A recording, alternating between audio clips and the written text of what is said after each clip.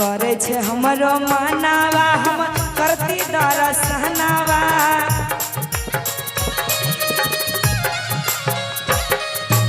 अच्छा छे हमरो मानावा हम करती दरसनावा हम करती दरसनावा करे दा हो राजा जी एहो करे दा हो राजा जी क्या बात है भोला जी के दर्शन करे दा हो राजा जी हमारा भोले बाबा के दर्शन करे दा हो सैया। एक मिनट भैया इधर माताएं बम थी झूमने वाली। जी जी हम बीच में जाना चाहेंगे थोड़ा हमको जगह दीजिए। आइए हाँ आप लोग हमारी पार्टी में हो गए क्या बात के करे छे हमरो मानवा हम आरे करती दरसनवा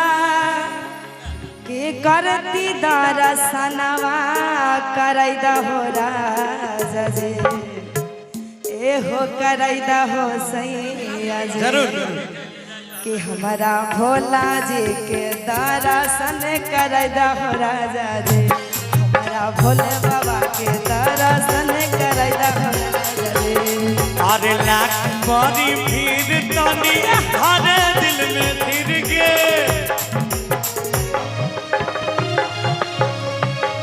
अरे लाख बड़ी भीड़ तनी हर दिल में धीर गे हर दिल में धीर गे तोरा गई मगे रानी तोरा गई मगे हम देवा घर के मिलल तोरा गई मगे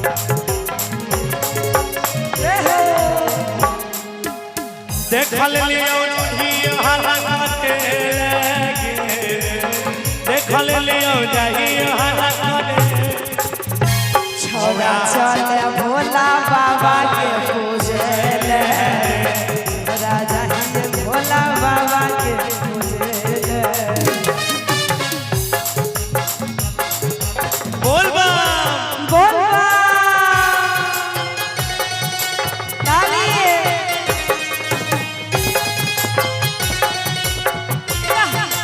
आगे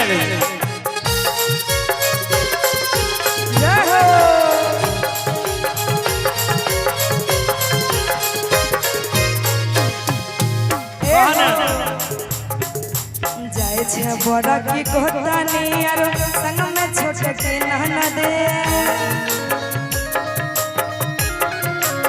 जाए छे बड़ा की गोतानी आरो संग में छोटे के नहना दे आरो संग में छोटे के नाना दे धराई दा हो राजा एहो धराई दा हो सैया देवरा गौरव के संघवा धराई दा हो राजा जी देवरा गौरव के संघवा धराई दा हो सैया जी।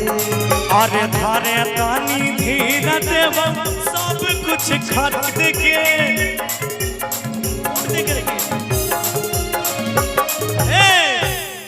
बोला कि धारे तानी धीर देव अरे सब कुछ खरीद के हे गे सब कुछ खरीद के तोरा घुमैबोगे गे उषा बोला आगे तोरा घुमैबोगे हम देवा घर के मेला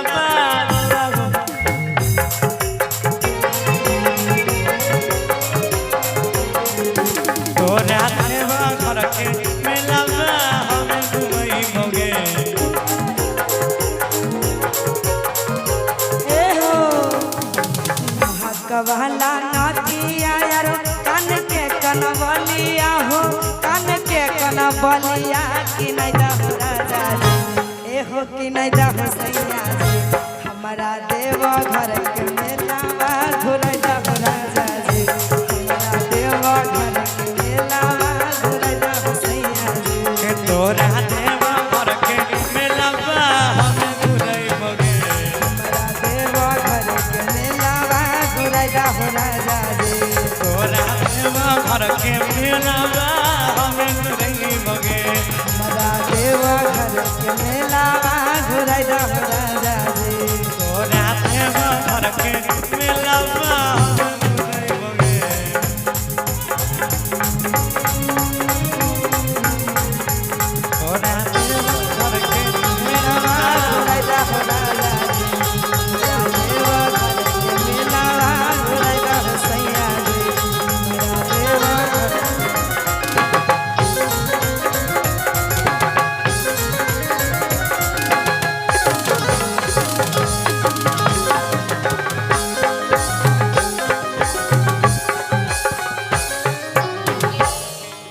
बोल बा